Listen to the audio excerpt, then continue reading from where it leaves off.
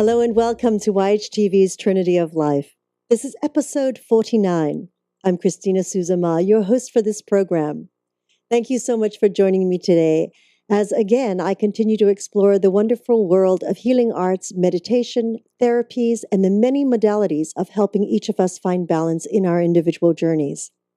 We're excited to meet those who are on the leading edge of creating change on this planet.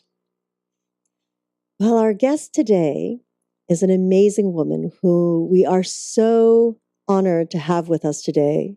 She has dedicated most of her life to community service, helping and supporting women and children who have sadly been through an abusive or violent situation. She has been awarded many, many accolades for her work and continues to inspire so many on this planet. As we say, one drop is 1,000 waves. Well, she's a pretty big drop in this ocean. We are honored to welcome Patty Giggins, Executive Director of Peace Over Violence. Hello, Patty. Hi, Christina. Nice to be with you. Thank you so much for joining us here today. I know that you have been so busy and you've carved out this small window of time to share with us everything that you do.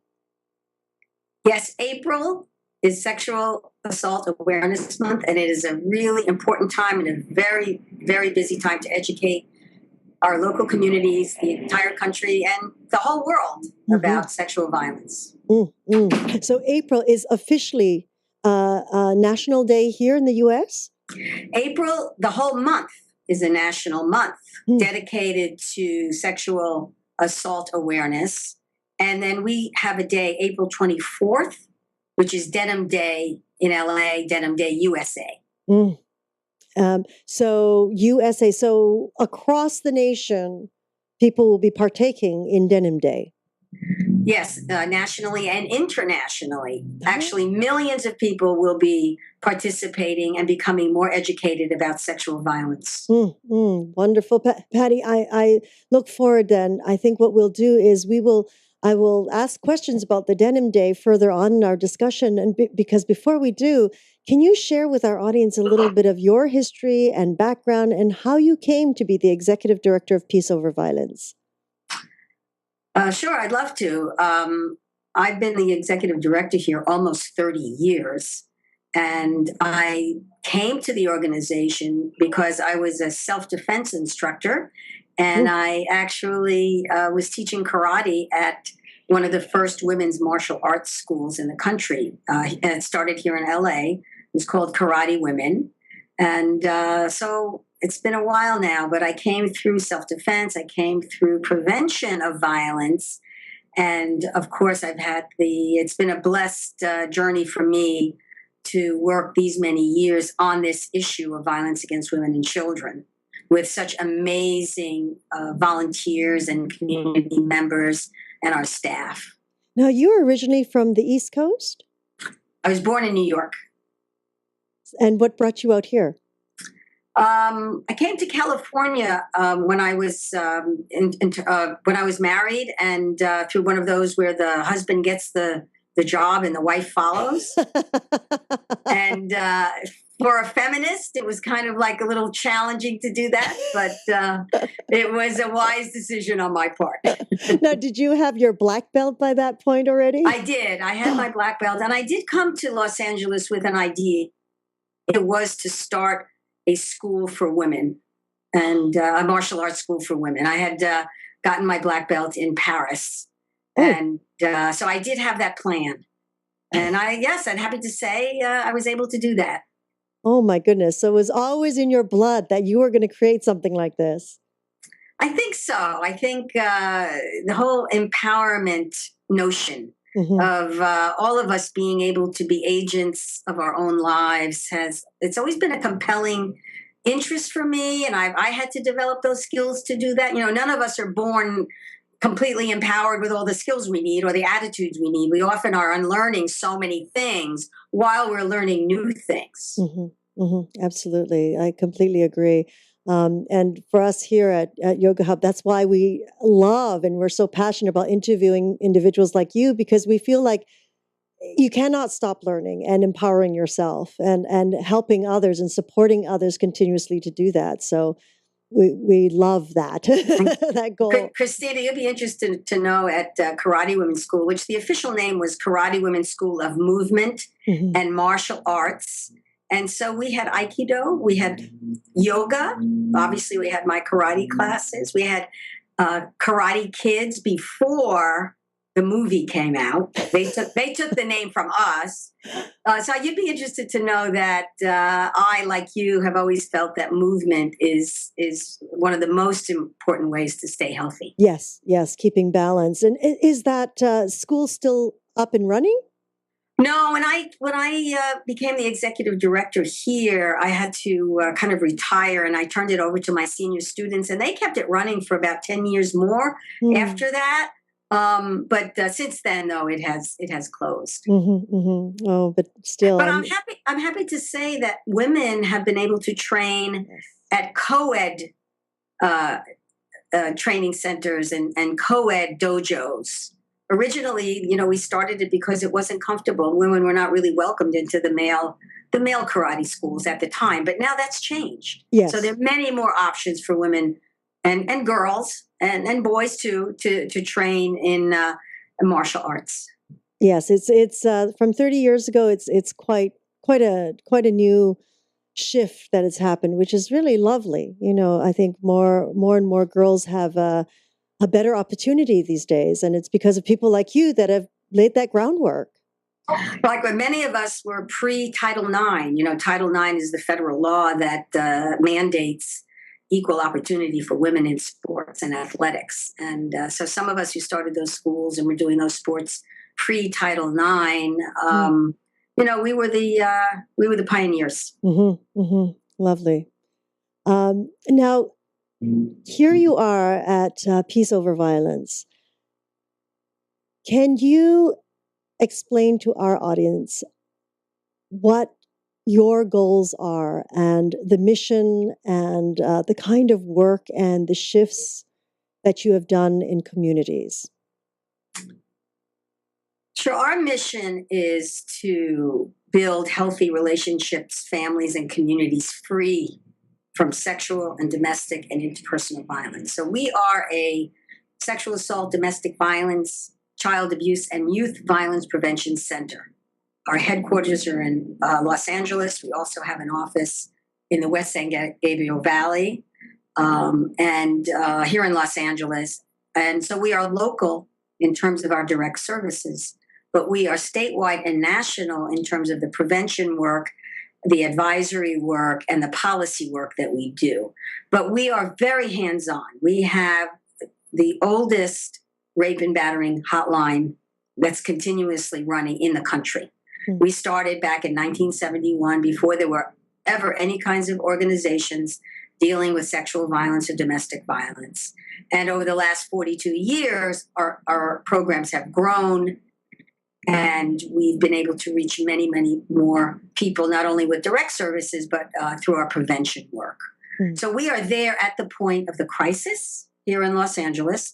And so we will go to the hospital with a rape victim or a battered woman. We will go to court if that presents itself. We will go to the police station. We'll go to the hospital and meet with the victim at the hospital. We don't believe that anyone should go through the trauma of interpersonal violence alone. That for healing to take place, it's important to have at least one other person to take that journey with you.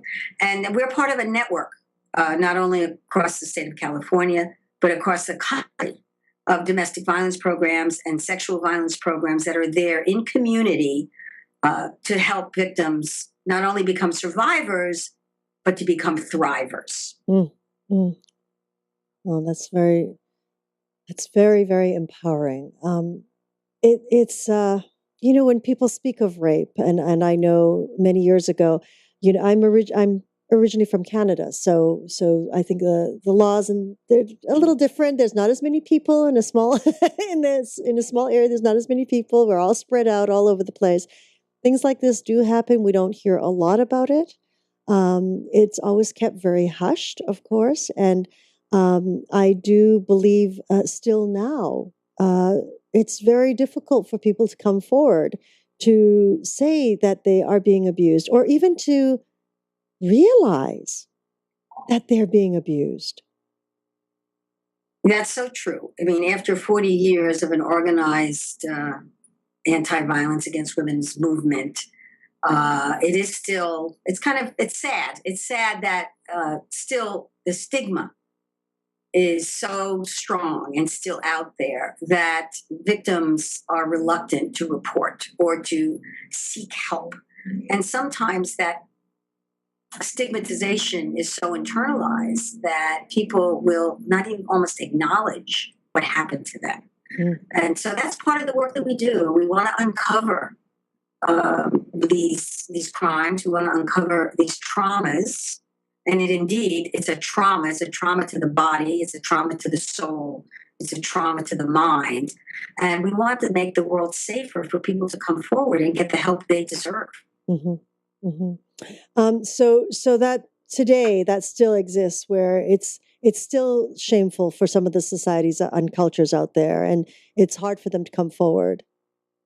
Yes, the shame is still there. The shaming and the stigmatizing is still there in our cultures, in all cultures. Mm-hmm. And our work is to continue to destigmatize the issue, so that men and women who are molested or abused or raped as children can come forward. 1 in 4 women are molested or sexually abused under the age of 18. And it's reported that 1 in 6 men under the age of 18 are sexually abused or coerced into unwanted sexual encounters. So this is a huge problem. Mm-hmm. Mm-hmm. Well, and especially in the past 10, 15 years with those rape drugs, they were calling it, where people had no idea of what was happening because of what was being put in their food or their drink. Right. Unfortunately, there's always a new tactic that comes on board, whether it's using the internet to predators using the internet, trying to coax someone to meet them somewhere. The date rape drugs that you're referring to, there's almost like a new technology every few months to figure out a way to overpower someone else, to either to hurt them, to harm them, to steal sex from them. And that's unfortunately, humans do this to one another. Mm-hmm, mm-hmm. Do you feel that in the almost 30 years that you've been involved with this organization, has it gotten better? Have you seen the shift? I mean, I'm wishing in my heart that you know the answer I'm wishing for, right. but let's look at the reality here. The reality is that we have shifted some of the social norms, and we have changed people's attitudes, and we have demanded that there are laws that will hold abusers accountable and that will help victims come forward. Absolutely, but we still have a long way to go. I still think that as much as we've made progress over the 40 years of all these organized networks and the newer public policy like the Violence Against Women Act that we have in this country, but that there's still so far to go, because these attitudes persist. They're thousands of years old, that women are property, that girls are there to be used as someone may want. Blaming the victim persists, so that if someone is raped or someone is battered, sometimes the first question that's asked is, what were you wearing? Well, why did you choose to go out with that person? Why didn't you know better? Why did you marry someone who is abusive? Why do you stay with someone who is abusive? So, we have our work cut out for us, but I think we are on the progressive end of making the social change that we need. Mm-hmm. Mm-hmm. And I noticed also that you have, it's not the cultures that you have been approaching is not just English speakers. I see that you've also touched upon the Latin Spanish communities. You've touched upon the Asian communities, Korean, Chinese. You have buttons and things in Farsi. It's amazing. It's amazing. Now, are these mainly for here in the U.S.? Well, originally, the buttons that you're referring to are the buttons for Denim Day in LA, Denim Day USA. In fact, I'm wearing a button, Denim Day USA right now, and we have buttons in about 12, 13 languages now. Part of it is that Los Angeles is an international city, and we have language. We have about 120 languages spoken in our school district, and the United States is an international country. People come from everywhere, and the idea, though, is that there is no excuse and never an invitation to rape in any language, in any culture. That there is no excuse to rape or to violate, to overpower someone for sex or for power. And that's a big message. And we've been putting this out there for the last 14 years in our sexual violence prevention campaign, which is Denim Day USA. Here in Los Angeles, we do have services, in particular targeting the Latina community and also for people who are deaf. But across the country, there's networks in so many different communities really reaching out in the native languages of the survivors who need the help. That's very interesting. You brought up in your last comment, including a hotline for people who are deaf. We have services. Yes, we have the video phone, and we have counseling services, and we actually even teach self-defense to the deaf community. We have deaf instructors and instructors who know sign language, so that we are very much working within the deaf community to reduce the suffering that comes from those traumas. That's a tough one to swallow. That one, it's like they already have that issue that they have to bear, and then to have to bear another issue that comes upon them because of individuals taking advantage of them. Well, what's exciting about the deaf community, not only in Los Angeles but across the country, is that it's a very empowered community now, and deaf people are the first ones to tell us hearing people that we're the ones that have the problem. They have a language, American Sign Language. They have a language. They have a culture. Yes, and it's the hearing people who are more limited in viewing deaf people as disabled per se, when really it's a communication barrier that hearing people and the hearing culture needs to work even harder to overcome. Yes, absolutely, absolutely. I completely agree with that. When my son was in his younger years, we taught him sign, and we keep that up. And when we do run in to people who are hearing impaired and they see that he can sign very simplistic, they're so joyful, because here is a child, and they'll look at me and go, "Are you deaf?" And I'll go, "No." Why does your son know how to do this? Well, because we feel it's a form of communication. Right, absolutely. Like he learns any other language. This is just another language. It's a beautiful language. Beautiful, beautiful. So, oh, wow. The work you do is just so magnificent with your organization.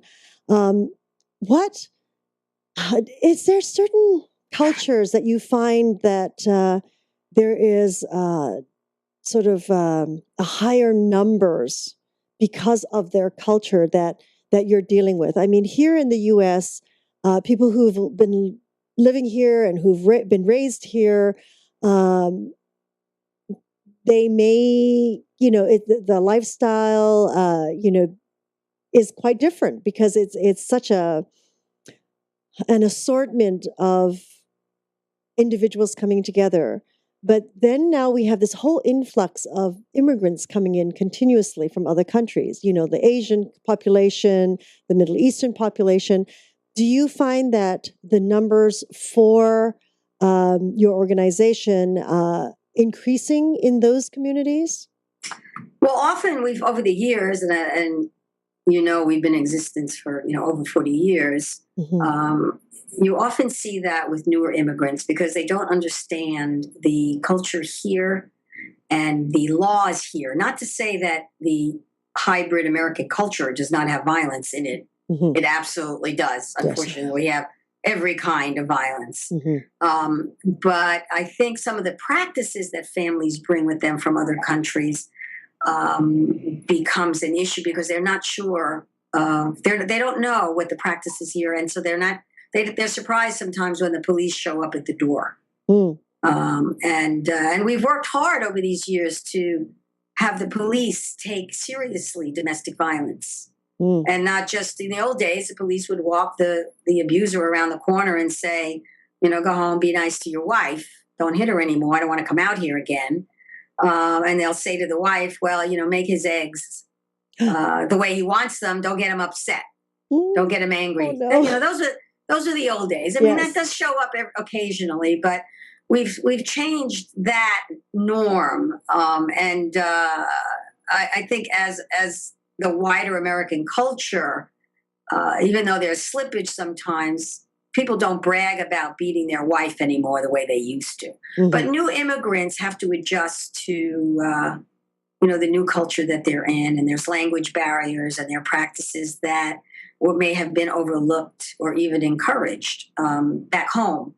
And so there's always a period of adjustment with new immigrants. But I wouldn't want to malign any culture by saying, oh, that's the one that has more than any other. Poverty is an issue. There are there's a lot of factors that go into creating these cultures of violence. But, as a whole, in our American culture, on the one hand, we have a lot of violence. And on the other hand, there's a lot of people trying to work to reduce that amount of violence. And they come from every culture. So do you have a lot of volunteers from those different cultures? We do. We have a couple of hundred volunteers at our organization. We're very volunteer centered.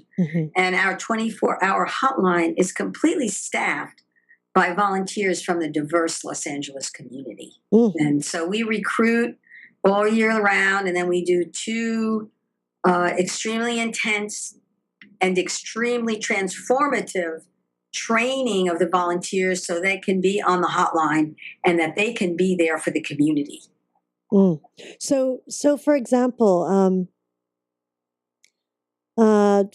if individuals in a situation, instead of calling 911, they would call your hotline. Well, it depends on the situation. If they are in an emergency and they can call 911 right at that crisis point, they should call 911. Absolutely. If you need the police to intervene, that's the first number to call. But some people don't do that. They'll get through that immediate crisis. Also, the police will give out our hotline numbers, not only here in Los Angeles, but across the country. As I said, there's a whole network. There are advocates and advocacy organizations dealing with sexual violence and domestic violence all across the country. That gives me great solace because I know the good work that we and our allied agencies here do in Los Angeles. And I know that there are organizations across the country who are waiting and willing to serve and to be that ally and advocate along the way. So often people will call us immediately after a crisis. Sometimes we get a call, a woman is on the corner with 3 kids, left the house with a bloody nose, and she called up information and they gave her our hotline number. And so we would work with her to get her and her children to a safe place. Sometimes the police call and say, we just picked up a woman who's been sexually assaulted, and we're on the way to the hospital. Can you send an advocate to meet us at the hospital? And we will show up there. So we are there at the point of crisis. And then we are there post-crisis for the interventions, the healings, the counseling. And that can be a longer process, of course. But so here at Peace Over Violence, and as I said, with our other allied organizations, we're in it as advocates for the long haul. And what happens in a situation where, for example, and I hear this quite often, is where individuals are so scared. I mean, they're scared for their life, Patty, because, they've been suppressed under this violence, that they're scared that if they say anything to anybody or they actually make a move, that their life will be in jeopardy. What? I mean, what kind of protection could they be looking at? How could you ease that sense of anxiety when they're scared for themselves and their children? Well, easing that anxiety there's no quick fix. The most important thing that we do is assess the situation. How dangerous is the situation that this person is in, and try to get them to a safe place. That's what the domestic violence shelters are about. Some people have to leave and actually go hide out. I call it murder prevention. The violence is so severe. The threat has been, persistent over a cycle of time. And so we're there to try to support that person, getting them to a safe place. And once you get them to a safe place, then the process of figuring out what their life is going to look like, whether they're going to decide to leave the relationship for good, are there children involved? And also sometimes, what kind of injuries are they dealing with? But I would say when it's that serious, when your life is threatened, you have to reach out for help, and not to get to that place where you think there's nothing that can be done. There are people out here who are willing to help. There are organizations. When people call us for help, they just don't get the hotline counselor. They just don't get our clinical social worker at the office, or the counselor at the office. They have an organization standing with them. And I think that's the important piece. So you're not going through this alone, that there are people who are skilled and willing to help make the systems work for the victim so that they can get to a safer life. But it's a process, and it's not easy. No, I mean, it just the first steps, with living with all that fear is that would be the most amazing step. The first step is always the hardest. And what happens is people become accustomed to living with that fear. I always I say this often, that I feel like battered women are some of the strongest women around, because they figure out how to live with the abuser, who probably is not being abusive all the time. In most cases, they're not.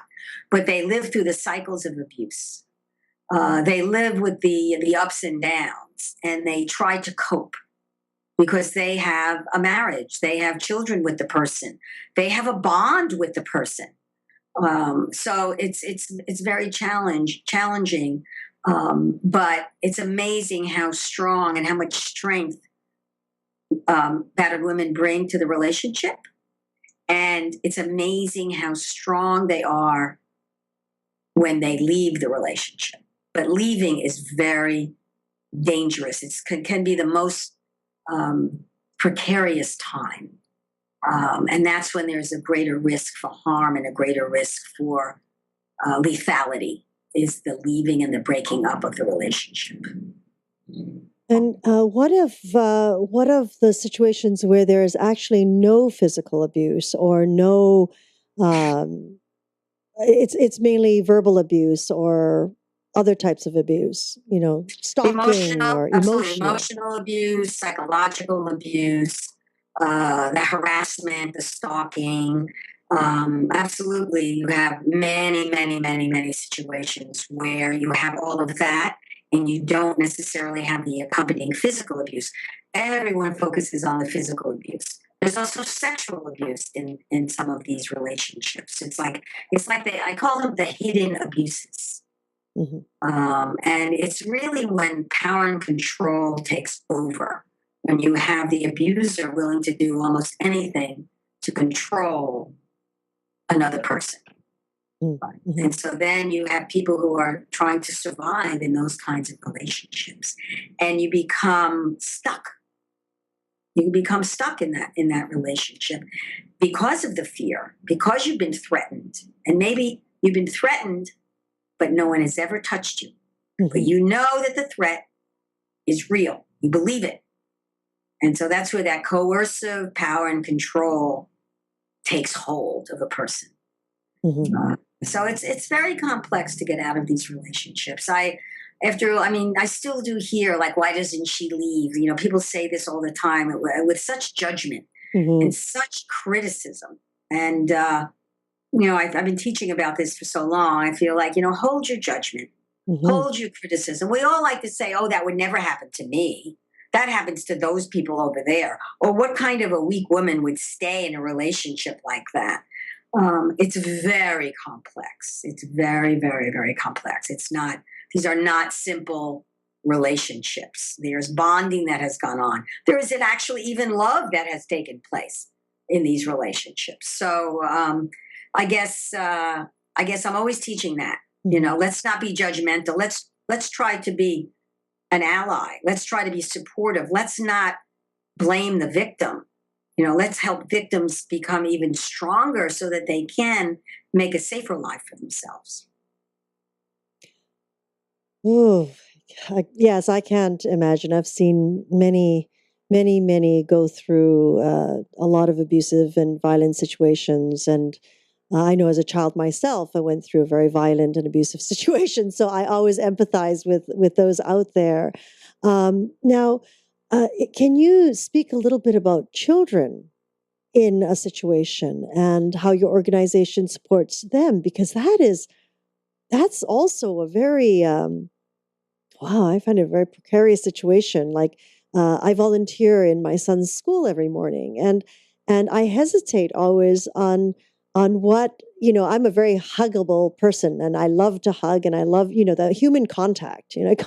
That's who I am. I'm in the healing arts, and the human contact is to me one of something that is sort of dwindling away, and it's so important to feel that love and care, from each other, that I have hesitated to, approach children in a very loving manner because of what has happened, in our society.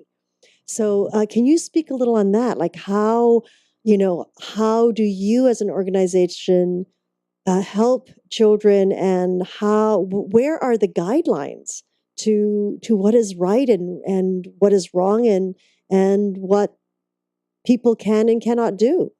Well, touching a child inappropriately, Oh, yes, that's absolutely. yes. Touching a child's private parts, Oh, absolutely. yes. And that's, hugging with the intent to have some kind of sexual or physical gratification Mm, and imposing oneself on a child. Absolutely. That's mhm, inappropriate, mhm, and, but, it still happens, mhm, children are inappropriately touched, they're molested, their space is invaded, they're violated. And also children witness domestic violence within their own families. And that's a newer program that we've been working with. It's when I say newer, it's not that new, but so many people grew up witnessing domestic violence. It didn't happen to them directly. The abuser, their father, or the mother's boyfriend, or the mother, even the mother sometimes did not directly harm the child, but they witnessed the battles, the beatings mm, in that relationship, in those relationships. And so they grow up in a very unstable, precarious family. Having violence in a family is not healthy.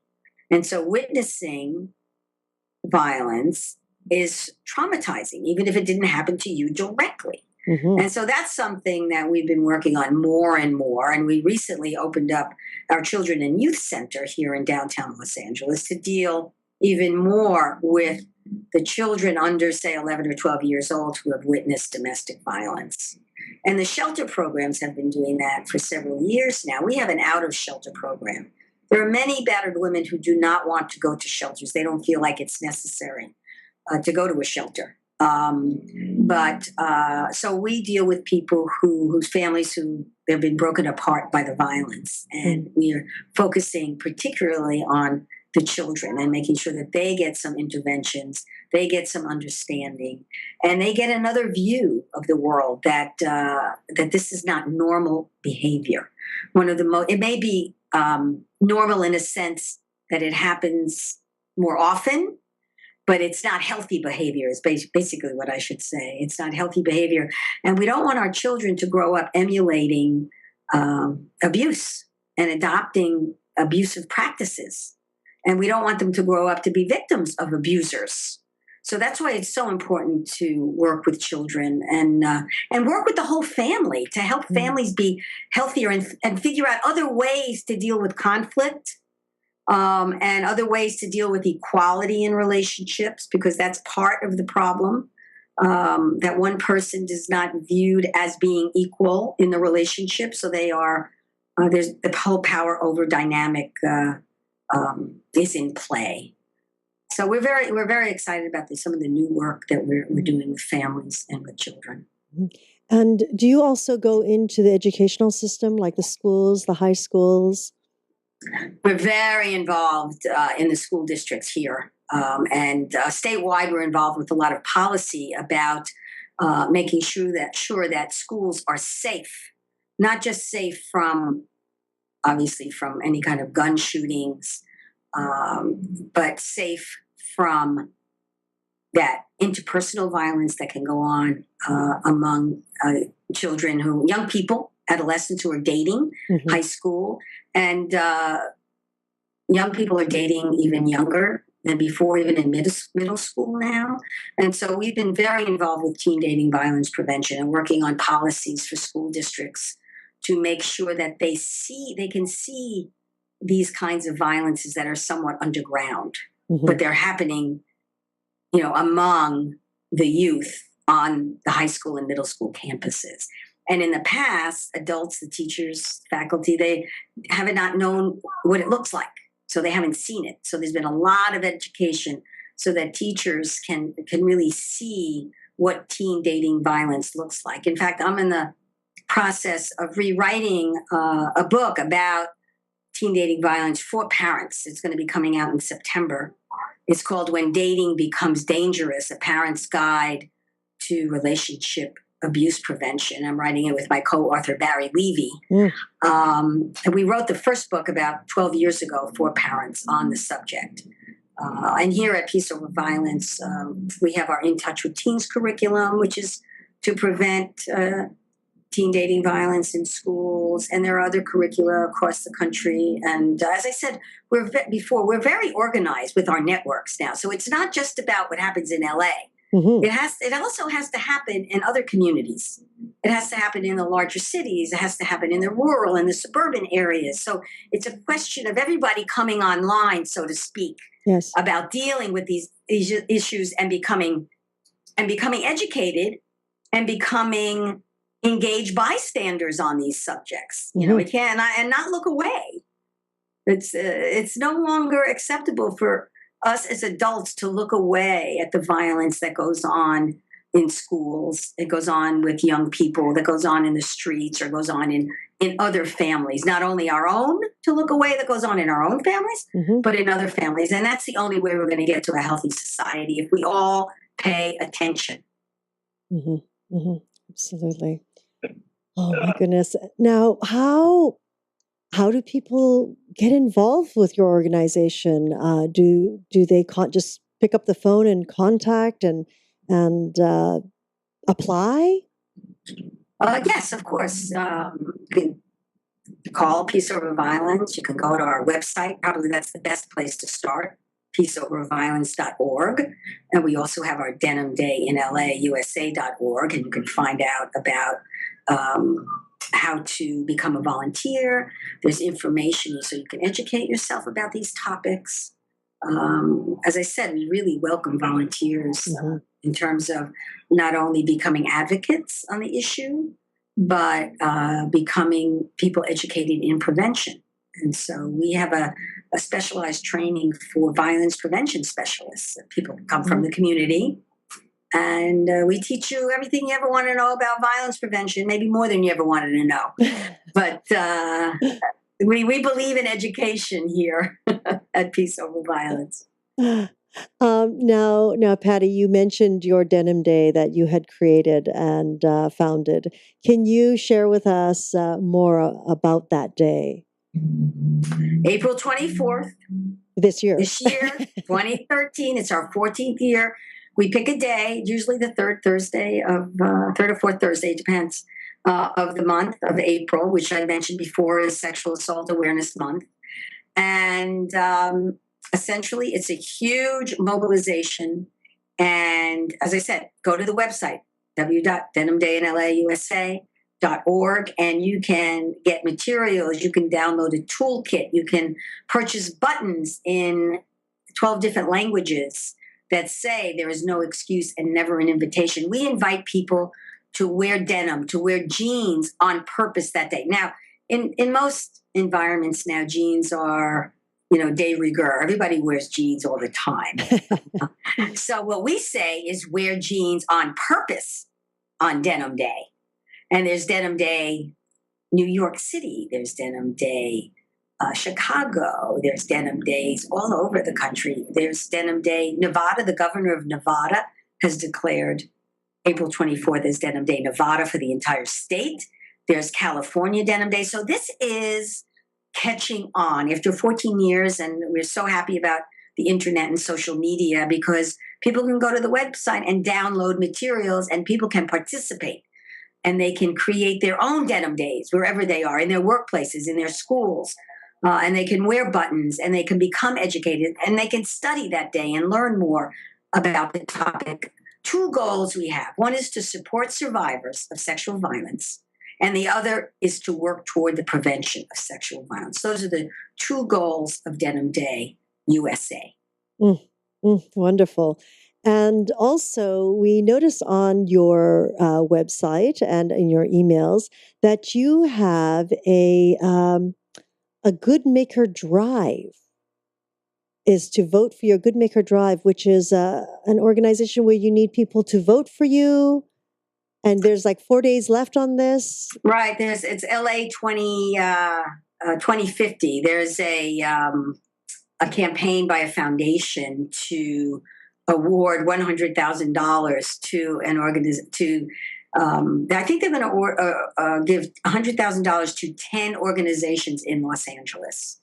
And wouldn't that be great if we could be one of those 10 organizations? What would I do with $100,000? You know what I would do with $100,000 if we were able to get that? We would do more work. We really need to fund our children and youth center. That's what we'd be doing with $100,000. We'd be sure that the counseling, that we don't have waiting lists anymore, that we would be even more in the schools working with children. That's what we would do. So there's a contest going on right now. It seems like there's a lot of philanthropies and have gotten into this, vote for your favorite charity. Yes. Yes, there has been. There's a lot of that. So we are participating in that. And so I would love everybody to go to LA 25 and LA 50, and LA 2050, I should say. Well, you know what, Patty? Vote for Peace Over Violence. Well, we're going to make it even easier for our audience, actually. On the page that this interview will live on, there will actually be a link to each of your event, Denim Day, as well as to your organization, as well as we have created a direct URL to the voting page. So it makes it easy for people. They click on and they go directly to the page to vote. So that's exciting. Because look over here. You see what it says? Rape is a global issue. There is anyone who can hear my voice This is happening all over the country, all over the world. This is an international issue. And we really want to generate interest in the proliferating this education, and that it's not about what somebody wears. It's not about because a young girl went to a party and had a little bit too much to drink, and that because of that she deserved to be assaulted. We want to bust these myths that blame the victim all the time for these assaults. And so the more that the people who who follow you and all your work toward balance and health, all of us working, going in the same direction is going to make a difference. Absolutely, Patty. We are speaking with Patty Giggins, Executive Director for Peace Over Violence. Patty, if there was one thing that you would share with our communities, that is important for people to remember in any kind of situation, what would that be? In any kind of situation where they're feeling violated or abused? I guess the one thing is you do not deserve, if you're suffering from abuse, if you are being harmed, you do not deserve to live like that. And that there are people and there are organizations and there are advocates who will help you. Reach for the phone, reach for the text, reach for the email, go to the websites wherever you live. Reach out, and there will be people, there will be advocates, there will be organizations that will be right there with you and help you. Do not go through the trauma of abuse alone. You do not deserve to be sexually abused, to be battered, to be emotionally controlled. No one deserves that. Mm. Oh my goodness. It's so, we are so honored to have you on our program today, Patty. The work that you and your team and the other organizations that are affiliated with you, there is really no words that can truly explain the wonderful shifts that you continue to make, on this planet. And we thank you from the bottom of our hearts. And we hope that in future, when there are any events that you're doing, that we could, here at Yoga Hub, that we hope to be able to support you and get it out there as far as we can. Hopefully one day it'll be my dream where it can be in all different languages as well. Absolutely, absolutely. And this is a movement. We have to be in this together. I really want to invite everyone to join the movement to end violence against women and girls, because by doing that, we will also end violence against men and boys. Mm-hmm, mm-hmm. No one will be, if we start ending violence, no one will be left out. Yeah. We really will create a healthier and safer and more peaceful world. Yes, yes, absolutely. Thank you so much, Patty Giggins, for joining us here today. And everyone who's listening to this, please, vote for them. I'm just going to give the URL to everybody right now. It's yogahub.us/vote POV. Again, yogahub.us/vote POV. And that will take you directly to the site to click that you're voting for them. And of course, we invite you to go to their direct site, peaceoverviolence.org, and also denimday.org, and further look into April 24th nationwide. I would like to thank each and every one of you for joining us in this new platform of education and information. We are grateful for your continuous support and look forward to hearing from you on how we can serve you better. We invite you to join us live on Tuesdays for Magical Medical Tour at 10:30 a.m. Pacific Time, 1:30 Eastern Time. Wednesdays for Trinity of Life at 11 a.m. Pacific Time, 2 p.m. Eastern Time. Followed every other week with Flowing into Awareness with Anatara. Thank you for joining us. Again, we're honored, Patty Giggins, and we look forward to seeing you again. Until then, namaste. Peace.